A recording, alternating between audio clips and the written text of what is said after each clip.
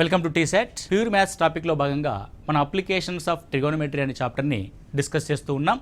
So ఈరోజు కొన్ని most of the important concepts and example ప్రాబ్లమ్స్ని మనం ఇక్కడ డిస్కస్ చేద్దాం.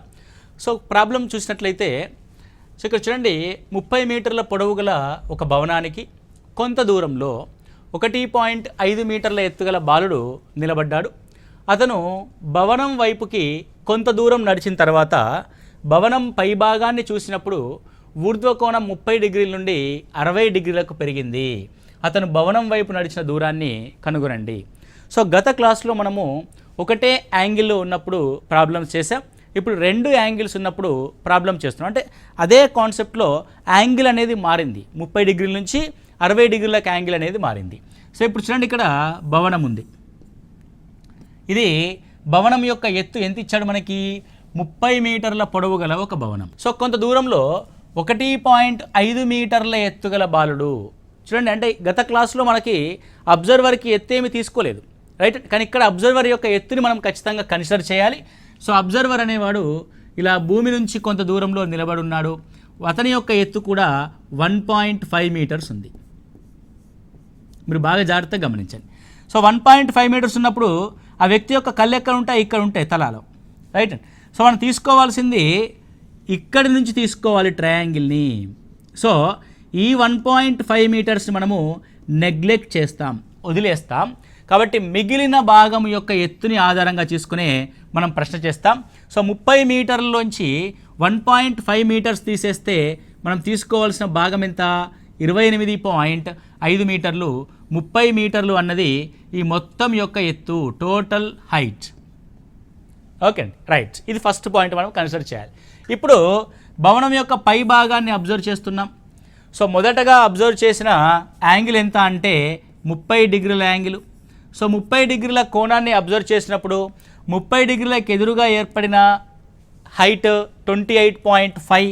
కాబట్టి టోటల్ డిస్టెన్స్, మొదటగా ఉన్న దూరం ఎంత అని ఒకసారి చూస్తే, సో మీరు అంటే ఫర్ ద కరెక్షన్, అంటే మీరు కన్ఫ్యూజ్ అవ్వకుండా ఉండాలంటే ఇలా రాసుకోండి. ట్రయాంగిల్ ఏబీసీని ఐడెంటిఫై చేయండి.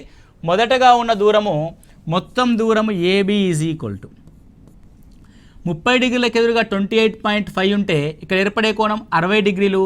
60 డిగ్రీలకు ఎదురుగా 28.5√3 ఉంటుంది. ఇది మనం ముందు నుంచి చేస్తున్నదే, అయితే మొత్తం ఫస్ట్ స్టార్టింగ్లో ఉన్న భవనం నుంచి దూరం.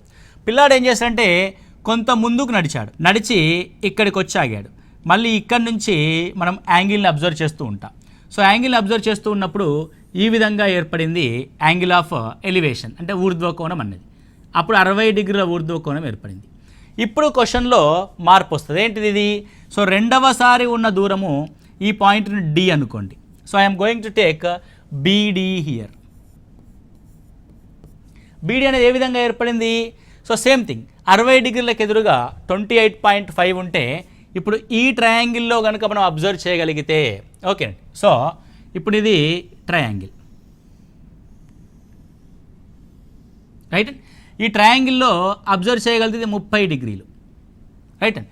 సో 30 డిగ్రీల అబ్జర్వేషన్ మనం ఇక్కడ గమనిస్తే 30 డిగ్రీలకు ఎదురుగా ఇది ఏ ఉంటే ఇది 28.5 అనేది, సో ఈ కొత్త ట్రయాంగిల్, సో బీడీసీ అనే ట్రయాంగిల్, ఇది A√3 ఉంటుంది. So A√3 is equal 28.5, then A is equal to 28.5/√3. అంటే రెండవసారి భవనం నుంచి వ్యక్తికి గల దూరం ఎంత? 28.5/√3. నీకు కావాల్సింది ఏంది ప్రశ్న? అతడు ఎంత దూరం నడిచాడు అన్నది. ఎంత దూరం నడిచాడండి? ఏ నుంచి డి కంటే మొత్తం ఏబీ దూరంలోంచి బీడీ దూరాన్ని తీసేస్తాము. కాబట్టి నడిచిన దూరము అని ఇక్కడ రాస్తే ఏంటిది? ఇక్కడ ఏబీలోంచి బీడీని తీసేస్తాం. AB minus BD that is equal to 28.5√3 minus 28.5/√3. Okay. So √3ని దీంతో మల్టిప్లై చేస్తే you will get /√3 here. So 28.5 into 3 minus 28.5. Okay. So 3 28.5లోంచి ఒక 28.5 పోతే, చిన్న రాశాను ఏమనుకోకండి, ఏం మిగులుతుందంటే ఫైనల్లీ నడిచిన దూరము D ఈజ్ ఈక్వల్ టు 2 × 28.5/√3 అవుతుంది. సో 28.5 ఇంటూ 2 అంటే అర్థం 57/√3. వెన్ వీ క్యాన్సిల్ విత్ 57, 3తో క్యాన్సిల్ చేసి √3 పెట్టుకోండి. 3 1s 3, 3 9s 27, 19√3. కాబట్టి వ్యక్తి నడిచిన దూరం ఎంత? సో వ్యక్తి నడిచిన దూరము 19√3. మీరు ఇక్కడ బాగా జాగ్రత్తగా అబ్జర్వ్ చేస్తే వ్యక్తి నడిచిన దూరం ఎంత ఉంది? 2 × 28.5/√3 ఉంది. 2 × 28.5/√3. 28.5 అనేది ఏంటిది? ఎత్తుకి సంబంధించిన అంశం. నేను దీన్ని ఆధారంగా చేసుకుని ఒక ట్రయాంగిల్ ఇక్కడ ఫామ్ చేయడానికి ప్రయత్నం చేస్తాను. చాలా జాగ్రత్తగా అబ్జర్వ్ చేయండి. సో ఇది హెచ్ ఎత్తు కలిగిన ఒక భవనం. ఈ భవనం నుంచి మనము అక్కడ హెచ్ అంటే మళ్ళీ మీరు 30 మీటర్లను కన్ఫ్యూజ్ అవ్వకండి. నేను దానికి రిఫ్లెక్ట్ అయ్యే విధంగా ఒక ఫార్ములాని క్రియేట్ చేస్తున్నాను ఇక్కడ. సో మొదటగా 30 డిగ్రీల కోణం చేస్తే, తర్వాత కొంత దూరం నడిచిన తర్వాత 60 డిగ్రీల కోణం చేస్తే, కొంత దూరం నడిచిన తర్వాత 60 డిగ్రీల కోణం చేస్తే, సో ఇక్కడ నడిచిన దూరము 30 నుంచి 60 డిగ్రీలకి మారడానికి పట్టిన దూరం. ఎంత దూరం నడిచామండి? So 2 times of h/√3. 2h/√3. Right. Next one. So మిగిలిన దూరము అంటే 2h/√3 నడిస్తే మనకి 60 డిగ్రీల కోణంగా మారిపోతాం. 60 డిగ్రీల నుంచి భవనాన్ని చేరడానికి, లేదంటే 60 డిగ్రీల స్థానం నుంచి భవనము గల దూరము h/√3. భవనం గల దూరం ఎంత? h/√3.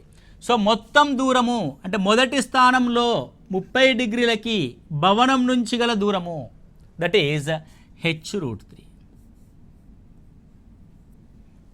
క్లియర్ అండి? హెచ్లు ఉన్నాయని చెప్పేసి మీరు బాగా కన్ఫ్యూజ్ అవ్వకండి. Very simple.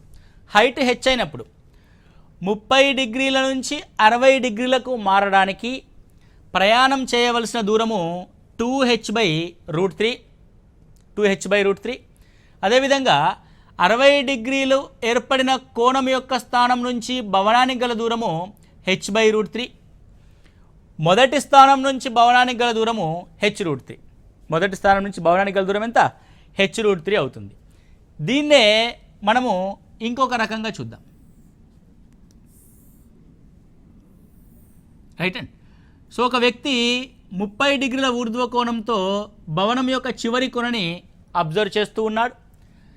అతను డి దూరము నడిచిన తర్వాత తన యొక్క ఊర్ధ్వ కోణము 60 డిగ్రీలుగా మారింది. అతని యొక్క ఊర్ధ్వ కోణము 60 డిగ్రీలుగా మారింది. అయినా మిగిలిన దూరము అంటే భవనాన్ని చేరడానికి ఇంకా ఎంత దూరము ప్రయాణం చేయాలి? చూడండి, 2h/√3కి ఇక్కడ ఏమైంది? h/√3 అయింది. ఇది 28.5/√3. ఇది 2 × 28.5/√3. అంటే ఇది డబల్ ఉంటే ఇది సింగిల్ అయింది. అంటే అర్థం ఇక్కడ, సో డి దూరం కాబట్టి మిగిలిన దూరం ఏమవుద్ది? d/2 అవుద్ది. మిగిలిన దూరం ఏమవుద్దండి? d/2 అవుద్ది. సో డీని బేస్ చేసుకుని, అంటే ఎంత దూరం నడిచాము అనే దాన్ని బేస్ చేసుకొని వాల్యూస్ అన్ని రాస్తున్నాం. ఇంతకుముందు హెచ్ని ఆధారంగా చేసుకొని వాల్యూస్ అని రాసాం కదా. నౌ హెచ్ని కంక్లూడ్ చేస్తే, so d = 2h/√3, then h = d√3/2. కాబట్టి ఇప్పుడు హైట్ని ఏమని రాయొచ్చు మనము? d√3/2గా రాయొచ్చు. అంటే ఇక్కడ నేనేం చెప్తున్నానంటే, ఒక వ్యక్తి మొదటగా కొంత ఎత్తైన స్తంభాన్ని 30 డిగ్రీల ఊర్ధ్వకోణంతో అబ్జర్వ్ చేశాడు. అక్కడి నుంచి అతను డి దూరం నడిచి 60 డిగ్రీల ఊర్ధ్వకోణాన్ని చేస్తే మిగిలిన దూరం ఎంత అని అంటే డీలో సగం, d/2. మరి దాని యొక్క ఎత్తు ఎంత? d యొక్క √3కి /2. Okay, clear? మొత్తం ఎవ్రీథింగ్ మనం ఈ ట్రయాంగిల్లో జస్టిఫై చేసాం. రైట్. సో ఇలాంటిది ఎప్పుడైనా వచ్చినప్పుడు మళ్ళీ ఒకసారి డిస్కస్ చేద్దాం. సో 20 మీటర్ల పొడవు గల ఒక భవనం పైనున్న ట్రాన్స్మిషన్ టవర్ యొక్క అడుగు భాగము మరియు పై భాగాల్ని వరుసగా 45 డిగ్రీలు 60 డిగ్రీల ఊర్ధ్వ కోణాలతో నేలపై ఉన్న ఒక బిందువు నుండి చూస్తే టవర్ యొక్క ఎత్తుని కనుగొనండి. ఇక్కడ ఏమంటున్నాడంటే ఒక 20 మీటర్ల ఎత్తుగల భవనం ఉంది. ఒక 20 మీటర్ల ఎత్తుగల భవనం ఉంది.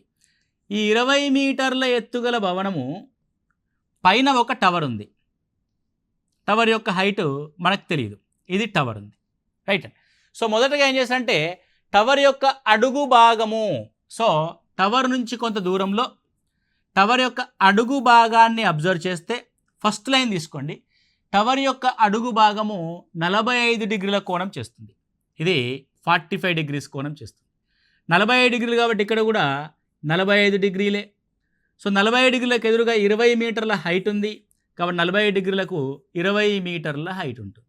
సింపుల్. అంటే వాడు ఫస్ట్ ఆ భవనం నుంచి 20 మీటర్ల దూరంలో 45 డిగ్రీలకు ఎదురుగా 20 మీటర్లు ఉంది కాబట్టి ఏ 40 డిగ్రీలకు ఎదురుగా అయినా సరే 20 మీటర్ల దూరమే ఉంటుంది. కాబట్టి భవనం యొక్క ఎత్తు 20 మీటర్లు కాబట్టి ఇక్కడ భవనం నుంచి గల దూరం కూడా 20 మీటర్లే అవుతుంది, రైట్ అండి. ఈసారి ఏం చేసామంటే మనము టవర్ యొక్క పై భాగాన్ని అబ్జర్వ్ చేసాం. 60 డిగ్రీల ఊర్ధ్వ కోణం చేసాం. అంటే ఇప్పుడు కొత్తగా ఏర్పడిన కోణం ఎంత అంటే 60 డిగ్రీల ఊర్ధ్వ కోణం, రైట్ అండి. Now I am taking the triangle, the whole triangle ఇది. సో హోల్ ట్రయాంగిల్ ఇక్కడ 30 డిగ్రీలు ఏర్పడుతుంది. సో జాగ్రత్తగా గమనించండి, 30 డిగ్రీలకు ఎదురుగా ఉన్న వాల్యూ ఎంత? 20 మీటర్లు. 60 డిగ్రీలకు ఎదురుగా ఉండే మొత్తం వాల్యూ ఎంత? 30 డిగ్రీలకు ఎంతైతే ఉంటుందో 60 డిగ్రీలకు ఎదురుగా అంతకు a√3 ఉంటుంది. కాబట్టి that value is equal to 20√3. దేని యొక్క వాల్యూ? భవనం ప్లస్ టవర్. కాబట్టి ఇది రెండింటి యొక్క విలువ. ఏంటిది? భవనం ప్లస్ టవర్, ఆ రెండింటి యొక్క ఎత్తుల మొత్తము 20√3. అందులో ఆల్రెడీ భవనం యొక్క ఎత్తుంది 20 మీటర్లు అని, కాబట్టి ఓన్లీ టవర్ యొక్క ఎత్తు ఈజ్ ఈక్వల్ టు 20√3లోంచి 20 మీటర్స్ని తీసేయండి. దట్ ఈజ్ ఈక్వల్ టు 20ని తీసేస్తే √3 - 1 మీటర్స్. 20 of √3 - 1 metres. అంటే ఫస్ట్ అడుగు భాగాన్ని పరిశీలించిన ట్రయాంగిల్ని అనాలిసిస్ చేస్తే టవర్ నుంచి ఎంత దూరంలో ఉన్నామో తెలుస్తుంది. తర్వాత టవర్ యొక్క పై భాగాన్ని అనాలిసిస్ చేస్తే మొత్తం టవర్ మరియు భవనం యొక్క రెండు ఎత్తులు వచ్చాయి. అది 20√3. అందులోంచి భవనం యొక్క ఎత్తును తీసేస్తే ఓన్లీ టవర్ యొక్క ఎత్తు మనకి 20 ఆఫ్ √3 - 1గా చూసాం. Okay, so this is the question. రెండు యాంగిల్స్ ఏర్పడ్డప్పుడు మనం ఏ విధంగా చేయాలి అన్న పాయింట్లో మనం డిస్కస్ చేస్తూ ఉన్నాం. ఓకే, నెక్స్ట్ క్వశ్చన్ చూస్తే ఒక టవర్ అడుగు భాగం నుండి దగ్గరలోని భవనం పై భాగము 30 డిగ్రీల ఊర్ధ్వ కోణము మరియు భవనం అడుగు భాగం నుండి టవర్ పై భాగము 60 డిగ్రీల ఊర్ధ్వ కోణం చేస్తుంది. టవర్ యొక్క ఎత్తు 50 మీటర్లు అయితే భవనం యొక్క ఎత్తుని కనుగొనండి. ఓకే, ఇక్కడ చూడండి, ఒక టవర్ అడుగు భాగం నుండి దగ్గరలోని భవనం పై భాగము 30 డిగ్రీల ఊర్ధ్వ కోణము మరియు భవనము అడుగు భాగం నుండి టవర్ పై భాగము 60 డిగ్రీల ఊర్ధ్వ కోణం చేస్తుంది. క్వశ్చన్ని క్లారిటీగా మనం చదవాల్సిన సందర్భం ఉంటుంది. సో టవర్ యొక్క అడుగు భాగం, ఫర్ ఎగ్జాంపుల్ దీన్ని టవర్ అంట. So this is the tower. Tower యొక్క వాల్యూ ఇచ్చాడా? ఎస్ ఇచ్చాడు. టవర్ యొక్క ఎత్తు 50 మీటర్లను ఇచ్చాడు. ఓకే, టవర్ యొక్క అడుగు భాగం ఉంది. ఇక్కడ అడుగు భాగం నుంచి దాని పక్కన ఒక భవనం ఉంది, బిల్డింగ్. అది పొడవుందో పొట్టిగుందో మనకు తెలియదు, కానీ ఒక బిల్డింగ్ ఎంతుందో మనం రాసుకుందాం. సో టవర్ యొక్క అడుగు భాగం నుండి భవనం యొక్క పై భాగాన్ని పరిశీలించినప్పుడు 30 డిగ్రీల ఊర్ధ్వ కోణం చేసింది. ఇది 30 డిగ్రీల ఊర్ధ్వ కోణం, రైట్. బాగా జాగ్రత్తగా గమనించండి. 30 డిగ్రీలకు ఎదురుగా ఏ ఉంటే ఇది 60 డిగ్రీలకు ఎదురుగా a√3 ఉంటుంది. అంటే రెండింటి మధ్య గల దూరం ఎంత? a√3 అన్న విషయం మనకు అర్థమైంది. ఇప్పుడు బిల్డింగ్ యొక్క అడుగు భాగం నుండి టవర్ యొక్క పై భాగాన్ని అబ్జర్వ్ చేస్తున్నాం. బిల్డింగ్ యొక్క అడుగు భాగం నుండి టవర్ యొక్క పై భాగాన్ని అబ్జర్వ్ చేస్తున్నాం. సో టవర్ యొక్క పై భాగాన్ని అబ్జర్వ్ చేసినప్పుడు 60 డిగ్రీల ఊర్ధ్వ కోణం చేసింది. కాబట్టి ఇది 60 డిగ్రీల ఊర్ధ్వ కోణం. కాబట్టి ఇది 30 డిగ్రీల ఊర్ధ్వకోణం. Right and clear. సో 30 డిగ్రీలకు ఎదురుగా ఏ √3 ఉంటే, అంటే 30 డిగ్రీలకు ఎదురుగా ఏ వాల్యూ ఉన్నా సరే 60 డిగ్రీలకు ఎదురుగా వచ్చేసరికి దానికి √3 టైమ్స్ అవుద్ది. కాబట్టి టవర్ యొక్క ఎత్తు ఏమవుద్దంటే ఏ √3 అని ఆల్రెడీ మనం డిసైడ్ చేసాం కాబట్టి దానికి √3 టైమ్స్ అవుతుంది. కాబట్టి √3 × √3 3a ఈజ్ ఈక్వల్ టు 50 మీటర్లు. Then what about A value? A is equal to 50/3 metres. అదే మన బిల్డింగ్ యొక్క ఎత్తు. కాబట్టి 50/3 మీటర్లు. ఎందుకంటే మనకు కావాల్సింది బిల్డింగ్ యొక్క హైట్. సో మొదటి ట్రయాంగిల్ తీసినప్పుడే మనము ఏ ఏంటి, ఏ √3 ఏంటి అని డిసైడ్ చేసాం. సో ఇప్పుడు టవర్ యొక్క పైభాగాన్ని పరిశీలించినప్పుడు అది 60 డిగ్రీల ఊర్ధ్వకోణం కాబట్టి పైన ఏర్పడే కోణం 30 డిగ్రీలు. 30 డిగ్రీలకి ఏ వాల్యూ ఉంటే అది ఎంతైనా ఉండని, ఎక్స్ ఉండని, 10 ఉండని, పి ఉండని, ఏ ఉండని, ఏ √3 కూడా ఉండని. 60 డిగ్రీలకు వచ్చేసరికి 30కి ఆపోజిట్లో ఉన్న వాల్యూకి √3 టైమ్స్ తీసుకుంటాం. కాబట్టి 30కి ఆపోజిట్గా ఉన్న వాల్యూకి √3 టైమ్స్ టవర్ యొక్క ఎత్తు అవుద్ది. దట్ ఈజ్ ఏ √3 × √3 కాబట్టి 3a. అందులోంచి ఏం డిఫైన్ చేసాం అంటే ఏని ఫైండ్ అవుట్ చేసాం. The A value will be 50/√3. 50/√3 అవుతుంది. మీరు జాగ్రత్తగా గమనించండి. 2 ట్రయాంగిల్స్ ఉన్నాయి, 2 ఎత్తులు. ఒక ఎత్తు యొక్క అడుగు భాగం నుంచి మరొక ఎత్తుని గమనించినప్పుడు 30 డిగ్రీలు. రెండవ ఎత్తు యొక్క అడుగు భాగం నుంచి మొదటి ఎత్తుని గమనించినప్పుడు 60 డిగ్రీలు. సో ఈ 2 ఎత్తుల యొక్క వాల్యూ ఏ విధంగా ఉంది? 50 అండ్ 50/√3 ఉంది. దీన్ని ఒక ట్రయాంగిల్ ఫామ్లో చేసుకోండి. ఓకే, అంటే ఏంటి ట్రయాంగిల్? ఇదొక ఎత్తు, ఇదొక ఎత్తు. ఓకే, వీటి మధ్య దూరం. సో పెద్ద ఎత్తు నుంచి చిన్న ఎత్తుని గమనించినప్పుడు 30 డిగ్రీల ఊర్ధ్వకోణం చేసింది. సో దీన్ని గమనించినప్పుడు 60 డిగ్రీల ఊర్ధ్వకోణం చేసింది. రైట్. సో నీకు పెద్ద ఎత్తు వాల్యూ ఉంటే ఇది హెచ్ అయితే ఇది h/3 అవుద్ది. ఏమవుతుంది? అది h/3 అవుద్ది. మరి sir what about this one? అంటే ఈ వాల్యూ ఏమవుద్ది? ఏ √3 అవుద్ది. అంటే h/3కి √3ని కనుక మనం రాస్తే దట్ ఈజ్ h/3 × √3. క్యాన్సల్ చేస్తే h/√3 అంటే ఆ వాల్యూ ఏమవుతుంది? h/√3 అవుతుంది. సో ఆ 2 బిల్డింగ్ల మధ్య దూరం ఏమవుద్ది? పెద్ద పొడవులో √3 టైమ్స్ √3 యొక్క వంతు ఉంటుంది, చిన్న పొడవులో ఏ √3 ఉంటుంది. ఒకవేళ ఇదే విషయాన్ని రివర్స్లో మనం చేస్తే అంటే 2 ట్రయాంగిల్స్ మళ్ళీ సేమ్ థింగ్. సో చిన్న భవనాన్ని చూసినప్పుడు 30 డిగ్రీల ఊర్ధ్వకోణం, అంతేగాండి. చిన్న భవనాన్ని చూసినప్పుడు 30 డిగ్రీల ఊర్ధ్వకోణం. పెద్ద భవనాన్ని టవర్ని చూసినప్పుడు 60 డిగ్రీల ఊర్ధ్వకోణం చేస్తే అప్పుడు చిన్న భవనం యొక్క ఎత్తే ఉందనుకోండి, చిన్న భవనం యొక్క ఎత్తు ఏ అనుకోండి. ఆ రెండింటి మధ్య ఉన్న దూరము ఏ √3 అవుతుంది. రెండింటి మధ్య ఉన్న దూరము ఏ √3 అవుతుంది. అప్పుడు పెద్ద భవనం యొక్క ఎత్తు 3 టైమ్స్ ఆఫ్ ఏ అవుతుంది. పెద్ద భవనం యొక్క ఎత్తు 3 టైమ్స్ ఆఫ్ ఏ అవుతుంది. ఓకే, సో ఇలా 2 ట్రయాంగిల్స్ని ఐడెంటిఫై చేసుకోండి.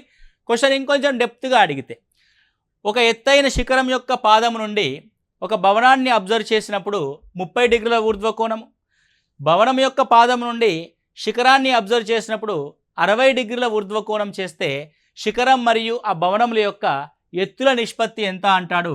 కాబట్టి టవర్ మరియు బిల్డింగ్ల యొక్క ఎత్తుల నిష్పత్తి 3:1 ఉంటుంది. ఇది కూడా గతంలో అడిగిన ప్రశ్న. సో 3:1 అవుతుంది. ఇస్ దట్ క్లియర్ అండి? రైట్. ఇలా ఒక భవనం యొక్క అడుగు భాగాల నుంచి ఎత్తుల్ని పరిశీలించినప్పుడు. నెక్స్ట్ వన్, సమాన ఎత్తులు గల 2 స్తంభాలు ఒక రోడ్డుకి ఇరువైపులా ఉన్నాయి. వాటి మధ్య దూరము 80 మీటర్లు. 2 స్తంభాల మధ్య రోడ్డుపై గల ఒక బిందువు నుండి స్తంభాల పైభాగాలు వరుసగా 60 డిగ్రీలు 30 డిగ్రీల ఊర్ధ్వ కోణాలు చేస్తున్నాయి. స్తంభాల యొక్క ఎత్తులను మరియు స్తంభాల నుండి ఆ బిందువు గల దూరాలని కనుగొనండి. ఓకే, సో సమాన ఎత్తుగల 2 స్తంభాలు అంటే మనం రోడ్డు మీద చూస్తూ ఉంటే కరెంట్ పోల్స్ పాతి ఉంటాయి కదండి. సో ఇది మన యొక్క రోడ్డు. రోడ్డుకి ఇరువైపులా 2 సమాన ఎత్తుగల స్తంభాలని పాతాడు వాడు, రైట్. సో వాటి మధ్య దూరము 80 మీటర్లు. సో వీటి మధ్య ఉన్న కంప్లీట్ డిస్టెన్స్ ఎంత అంటే 80 మీటర్లు. అంటే రోడ్డు యొక్క వెడల్పు 80 మీటర్లు ఉందిగా అనుకోండి. ఈ రోడ్డు పైన ఏదో ఒక బిందువు నుండి అబ్జర్వ్ చేస్తూ ఉన్నాడు. సో అలా రోడ్డుపై గల ఒక బిందువు నుండి స్తంభాల యొక్క పై భాగాల్ని వరుసగా 60 డిగ్రీలు 30 డిగ్రీలుగా మనము ఐడెంటిఫై చేసాం. సో ఒకవైపు చూస్తే 30 డిగ్రీల కోణం ఏర్పడింది, ఇంకోవైపు చూస్తే 60 డిగ్రీల కోణం ఏర్పడింది. ఈ రెండింటి యొక్క ఎత్తులు సమానము, హెచ్, ఇది కూడా హెచ్. ఓకే, ఇప్పుడు ఏం చేస్తున్నాడు వాడు, ఆ బిందువుల నుంచి గల దూరాల్ని కనుక్కోండి అంటున్నాడు. It's simple. 30 డిగ్రీలకు ఎదురుగా హెచ్ ఉంటే ఈ ట్రయాంగిల్లో 60 డిగ్రీలకు ఎదురుగా ఏముంటుంది అంటే this spot, that is h√3 ఉంటుంది. 30 డిగ్రీలకు ఎదురుగా ఉన్నదానికి √3 టైమ్స్ ఉంటుంది. 60 డిగ్రీలకు ఎదురుగా హెచ్ ఉంటే 30 డిగ్రీలకు ఎదురుగా ఎంత ఉంటుంది? మామూలుగా 30 డిగ్రీలకు ఎదురుగా ఏ అనుకోండి. సో ఇది a√3, then H is equal to ఏమని రాయచ్చు, then A is equal to ఏమని రాయచ్చు, ఏ ఈజ్ ఈక్వల్ టు h/√3. అంటే మొత్తం హెచ్లోనే ఉంది కదా మనకు వాల్యూ అంతా, ఇది h/√3, h/√3. సో ఇక్కడ చూడండి, ఒకటేమో h√3 దూరంలో ఉంది, మరొకటేమో h/√3 దూరంలో ఉంది. మొత్తం మధ్యలో ఉన్న దూరము 80 మీటర్లు. అంటే that means h/√3 plus h√3 is equal to 80 meters. When we simplify this by √3, h plus 3h, that is equal to 80 meters. 4h/√3, that is equal to 80 meters. 420s are, now height is equal to 20√3. Okay, so h is equal to 20√3. So ఈ value ఏమవుతుందంటే h√3 అని అంటే 20√3 into √3 60. అంటే మొదటి స్తంభం వైపు 60 డిగ్రీల వైపు ఏర్పడిన కోణము 60 మీటర్లు. సో రెండో వైపు ఏర్పడిన దూరము, కోణం కాదు దూరము 20 మీటర్లు. ఓకే, సో ఏమంటున్నాడు, ఆ బిందువు గల దూరాలని కనుగొనండి. సో 60 డిగ్రీల వైపు ఉన్న దూరమేమో 20 మీటర్లు, 20 మీటర్స్. 30 డిగ్రీల ఊర్ధ్వకోణం చేస్తున్న స్తంభానికి గల దూరము 60 మీటర్లు. ఎందుకంటే మొత్తం 80 కావాలి కదా, ఒకవైపు 60 ఉంటే ఇంకో వైపు 20 ఉంటుంది, right. And so that is 20 metres 60 metres. Very very important concept. చాలా జాగ్రత్తగా మళ్ళీ ఒకసారి వినండి, ఈజీగానే ఉంటుంది, పెద్ద కష్టమేమీ కాదు. అంటే మనం ఏదో ఒక పాయింట్ ఆఫ్ వ్యూని పట్టుకొని మనం అన్ని వాల్యూస్ని ఒకే దాంట్లోకి రాస్తున్నాం. సో హెచ్ అన్నాం, సో హెచ్ని బేస్ చేసుకొని మిగతా అన్ని వాల్యూస్ని రాస్తూ వస్తున్నాం మనము. Okay, right. సో ఈ విధంగా మనం చూస్తాం. ఇలా 2 ట్రయాంగిల్స్ని అర్థం చేసుకోవడం అనేది వెరీ వెరీ ఇంపార్టెంట్. ఇక్కడ చూడండి, 7 మీటర్ల ఎత్తుగల భవనం నుండి ఒక కేబుల్ టవర్ పై భాగము 60 డిగ్రీల ఊర్ధ్వకోణము మరియు కేబుల్ టవర్ అడుగు భాగము 45 డిగ్రీల నిమ్న కోణాన్ని చేస్తుంది. చూడండి, నిమ్న కోణం అనే కాన్సెప్ట్ వచ్చింది. అయినా టవర్ యొక్క ఎత్తుని కనుగొనండి. మనం ఏం చేస్తున్నామంటే 7 మీటర్ల ఎత్తుగల భవనం పై నిలబడ్డాం. మనం ఎక్కడున్నాం, ఇక్కడున్నాం. ఇక్కడ నుంచి అబ్జర్వ్ చేయాలి. మనం ఒక టవర్ని అబ్జర్వ్ చేస్తున్నాం. ఒక టవర్ ఉంది. ఆ టవర్ని అబ్జర్వ్ చేస్తూ ఉన్నప్పుడు టవర్ యొక్క పై భాగము 60 డిగ్రీల ఊర్ధ్వకోణాన్ని చేసింది. సో ఊర్ధ్వకోణం అంటే ఇలా, ఇది భూమిగా తీసుకుంటాం.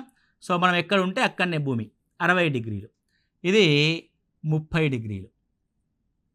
ఓకే, 30 డిగ్రీలకు ఎదురుగా ఏ ఉంటే 60 డిగ్రీలకు ఎదురుగా a√3 ఉంటుంది. A part, only this part. Okay, clear అండి. నా ఇప్పుడు గమనిస్తే టవర్ యొక్క అడుగు భాగాన్ని కూడా అబ్జర్వ్ చేస్తున్నాం నిమ్న కోణంతో. టవర్ యొక్క అడుగు భాగం, సో బాగా జాగ్రత్తగా గమనించండి. అడుగు భాగం అన్నప్పుడు మనము ఇటువైపు ట్రయాంగిల్ని తీసుకొని ఇది కూడా 45 డిగ్రీలుగా రాస్తాం. 45 డిగ్రీలుగా 7 మీటర్లు ఉంటే 45 డిగ్రీలకు ఎదురుగా కూడా 7 మీటర్లే ఉంటుంది. అంటే now A is equal to 7 మీటర్లు అని అర్థం, రైట్ అండి. So a√3 is equal to 7√3. ఇది ఆల్రెడీ ఈ భవనానికి ప్యారలల్గా ఉంది కాబట్టి ఈ పార్ట్ కూడా 7 మీటర్స్. ఇప్పుడు మొత్తం టవర్ యొక్క ఎత్తు అనంటే ఈ 7 + 7√3. సో టవర్ యొక్క ఎత్తు 7 + 7√3గా మనం రాస్తాం. 7ని కామన్ తీస్తే √3 + 1 అవుతుంది. కాబట్టి 7/√3 + 1గా మనం తీసుకున్నాం. అంటే చూడండి, అంటే యాంగిల్ మారుతున్నది. ఒకే పరిశీలకుడు 2 రకాల కోణాలని అబ్జర్వ్ చేస్తూ ఉన్నప్పుడు ఏ విధంగా మారుతుంది అన్న ప్రాబ్లమ్ని మనం ఇక్కడ చూస్తూ వస్తూ ఉన్నాం. సో ఇవి the most of the concepts applications of trigonometry. దీన్ని మనం ఎత్తులు మరియు దూరాలు అని కూడా అంటాం. సో ఎత్తులు మరియు దూరాల్లో మనము ఎత్తు కనుక్కోవడం కానీ దూరం కనుక్కోవడం అనే కానీ కాన్సెప్ట్స్ అనేవి చూస్తూ వస్తున్నాము. మీరు మిగతా ప్రాబ్లమ్స్ అన్నీ కూడా ప్రాక్టీస్ చేస్తూ ఉండండి. మీకు ఈజీ అంటే ఈ కాన్సెప్ట్ ఆధారంగా చూడండి, ఇన్ని ప్రాబ్లమ్స్ చేశాము. ఏ ఒక్క చోట కూడా సైన్ టీటా కానీ కాస్ టీటా కానీ ట్యాన్ టీటా కానీ వాడకుండా మనము ప్రాబ్లమ్ సాల్వ్ చేస్తూ వచ్చాం బై యూజింగ్ ద ట్రిగోనమెట్రీలో. అంటే రైట్ యాంగిల్ ట్రయాంగిల్ని యూజ్ చేయడం ద్వారానే మనం దీన్ని సాల్వ్ చేస్తూ వచ్చాం. కాబట్టి మీరు 2 రకాల ట్రయాంగిల్స్ని గుర్తుపెట్టుకోవాలి. ఆ 2 రకాల ట్రయాంగిల్స్కి కోణాలకు ఎదురుగా భుజాలు ఏ విధంగా ఉంటున్నాయో కూడా అబ్జర్వ్ చేస్తూ ప్రశ్నలో ఇచ్చిన దాని ఆధారంగా చేసుకొని మనం ట్రయాంగిల్ నిర్మించి మనకు కావాల్సిన కొలతని రాబట్టుకోవాలి. కాబట్టి పరీక్ష హాల్లో ప్రతి సెకండ్ ఇంపార్టెంట్. కాబట్టి ఇలాంటి షార్ట్కట్ కాన్సెప్ట్స్తో మనము నేర్చుకుంటూ వెళ్తూ ఉంటే ఈజీగా ఎగ్జామినేషన్ని క్రాక్ చేయొచ్చు. Okay right, thank you, all the best.